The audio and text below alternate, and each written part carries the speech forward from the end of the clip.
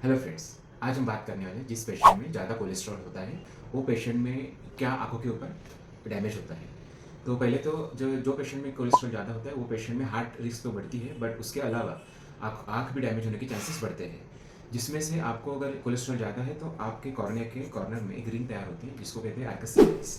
मगर ये एज के हिसाब से होती है। अगर एज ज़्यादा है तो आर्कस सिग्नलिस होना या वो वाइट रिंग होना कॉमन है, बट यंग पेशेंट में अगर ये रिंग पाई जाती है तो उन पेशेंट में कोलेस्ट्रॉल की मात्रा ज़्यादा हो सकती है, हार्ट रिस्क के चांसेस बढ़ते हैं, तो आपका कोलेस्ट्रॉल आप चेक करना चाहिए।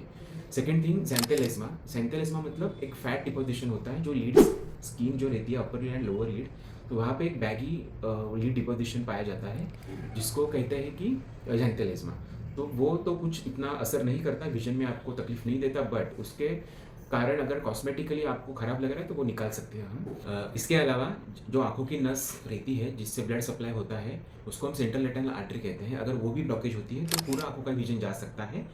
आइज नस होती है जो रेटिना होता है पूरा सूख जाता है और जिससे कि हमें कुछ भी नहीं दिखाई देता, तो एक डैमेज का रिस्क है। Second thing, central retinal vein occlusion.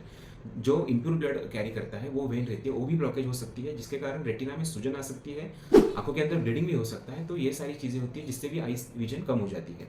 अगर आपको डायबिटीज़ भी है और डायबिटिक रेटिनोपैथी है, अगर आपको डायबिटीज़ है और हाइपरटेंशन भी है या फिर कोलेस्ट्रॉल भी ज़्यादा है, तो उस केस में आपका डायबिटीज़ की वजह से रेटिना डैमेज होता है, तो कोलेस्ट्रॉल उसमें और डैमेज कर सकता है। बिकॉज जो हार्ड एक्सुडेट होते हैं, जो लिपिड डिपोजिशन रेटिना में बढ़ जाते हैं जिसकी की विजन अफेक्ट हो जाती है, और डायबिटिक रेटिनोपैथी भी खराब हो सकती है और डैमेज हो सकती है रेटिना।